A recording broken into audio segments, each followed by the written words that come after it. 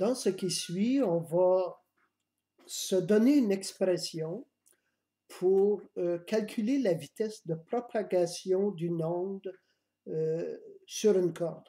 On verra à la fin que les termes généraux auxquels on arrive font en sorte que notre équation, notre formule, va s'appliquer à beaucoup plus que des ondes sur des cordes. On va démontrer que la vitesse de l'onde sur une corde qui est sous tension, la force de tension dans la corde divisée par la densité linéique de la corde. Densité linéique, c'est la masse par unité de longueur de la corde.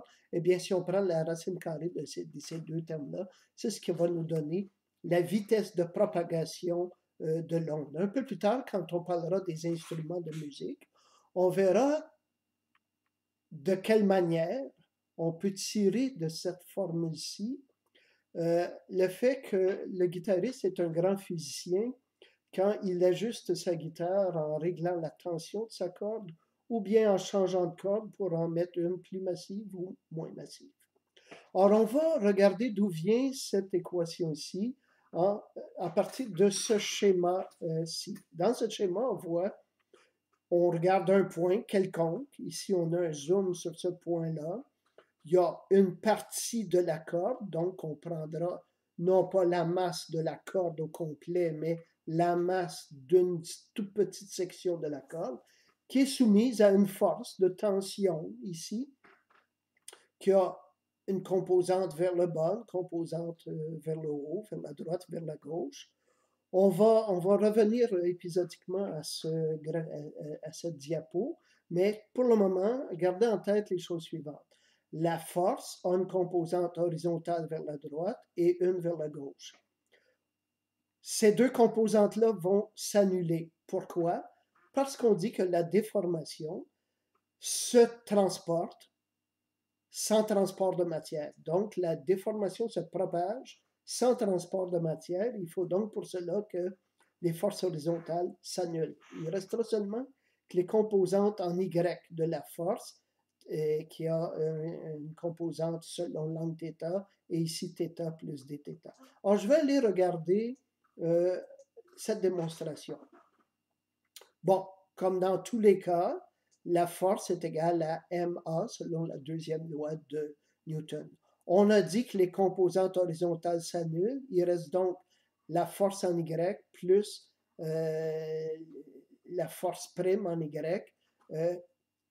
Et on va écrire l'accélération comme la dérivée partielle seconde de la fonction Y par rapport au temps au carré. Donc, Y dépend de X et de T. On va prendre sa dérivée partielle par rapport au temps, puisque c'est de quoi il s'agit pour une accélération. Alors, je vais revenir à la diapo. Voici. Donc, on a cette force-là. La composante en Y, ça va être F sin θ. Et on a celle-ci, la composante en Y, ça va être F sinus de θ plus dθ. Je répète qu'on a annulé les composantes horizontales. Or ici, étant donné qu'on va toujours considérer de faibles déformations, si on déforme trop grandement la corde, en fait, on l'a cassé. Si on déforme trop grandement le ressort, en fait, on l'a cassé. Les ondes s'appliquent dans un régime qu'on appelle le régime élastique, dans lequel le matériau peut encore revenir à sa position d'équilibre. Si on déforme trop grandement, évidemment, on sort du régime élastique, on tombe dans le régime plastique et les équations d'onde ne s'appliquent plus. Donc, pour les petits angles, l'angle est égal à son sinus. Donc, on a ici sinus θ plus dθ devient θ plus dθ. Et on a ici la force θ plus f dθ moins f θ. Ces deux f θ s'annulent et ce qui reste, c'est f dθ égale ma. La masse, maintenant, comme j'ai dit, on va prendre seulement une petite partie de la corde. On va réécrire la masse m comme étant mu, la densité linéaire, fois une toute petite longueur infinitésimale de corde, donc mu dx. Notre équation devient donc celle-ci. F dθ égale mu dx, qui est la masse d'un élément infinitésimal, fois la dérivée seconde de y par rapport au temps. Y étant quoi? Y, c'est la hauteur localement de la déformation. Or, on continue. Ici, on va passer le terme en x à gauche. Donc, f dθ dx égale mu de seconde de y par rapport au temps carré. Et là, on va remarquer une chose. Le dθ, il est égal, comme par les petits angles, l'approximation des petits angles, θ est égal à sa tangente, donc c'est la dérivée de la tangente. On va retourner de nouveau à notre schéma, et là, on remarque que si θ est égal à sa tangente, bien, la tangente, c'est la dérivée de y par rapport à x. La dérivée de y par rapport à x, ça nous donne quoi? Ça nous donne la pente de la corde localement. La pente n'est pas la même ici que là, ni que là, ni que là. Donc, la tangente de l'angle est égale à dy dx. C'est la pente de la corde localement. Alors, revenons à la démonstration. On a donc dθ est remplacé par dy dx. C'est donc qu'on a la dérivée par rapport à x de dy dx. Ça nous dit en quelque sorte, en réalité, comment la pente de la corde varie en fonction de la position sur la corde. Ça nous donne donc la dérivée de la dérivée, donc la dérivée seconde de y par rapport à x carré. On vient donc de trouver ceci, et là, on va compléter en passant le terme f à droite. On aurait donc une équation d'onde, parce qu'ici, on a la dérivée seconde par rapport à la coordonnée d'espace, reliée à la dérivée seconde par rapport à la coordonnée de temps. On aurait une équation d'onde si les deux termes étaient reliés par quelque chose qui a les mêmes unités que 1 sur une vitesse au carré. On va donc démontrer que c'est le cas. Il faut donc démontrer que mu sur f a les unités de 1 sur v au carré. Mu, c'est une masse sur une longueur, donc des kilogrammes par mètre. F, c'est ma, c'est donc une masse fois une accélération, mètre par seconde carré.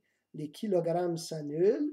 On a kilogrammes sur mètre, on renverse le mètre par seconde carré et on trouve bien, en effet, qu'on a des secondes carrées sur mètre carré.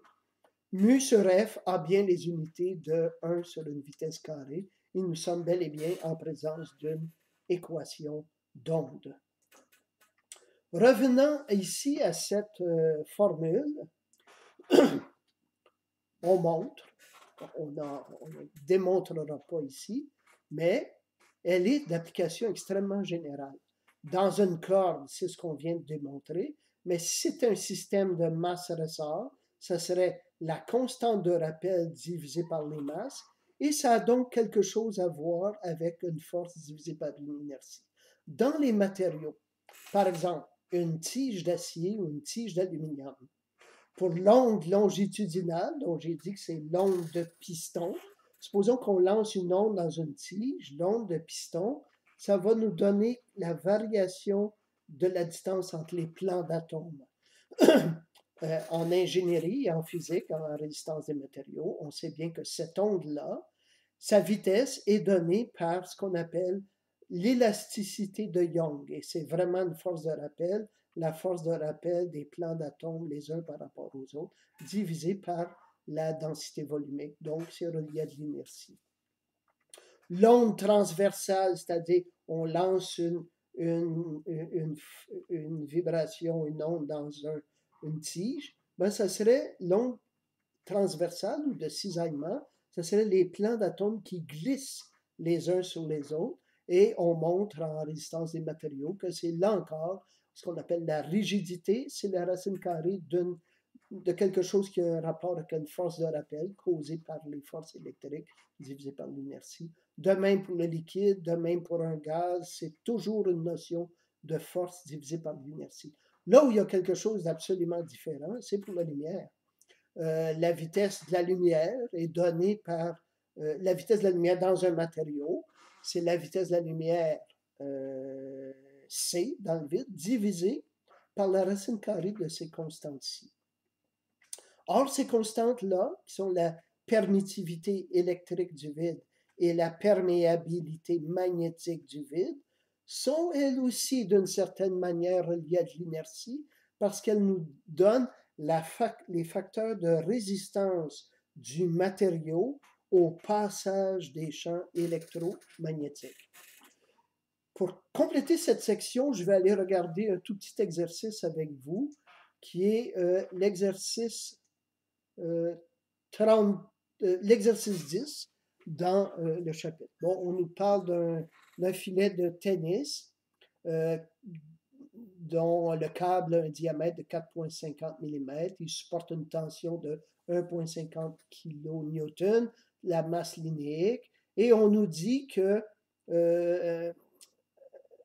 une balle a touché le filet en plein centre, donc à 5,03 mètres des extrémités, et on demande combien de temps ça va prendre pour que l'onde, la déformation, se rende au poteau de côté. Alors, on regarde ici, la distance D divisée par 2 est de 5,03 mètres. Les câbles sont tendus avec une force de 1,50 kN. Le diamètre des câbles est de 4,50 mm. Et en réalité, on n'en a pas besoin. On nous a donné ça pour nous faire réfléchir.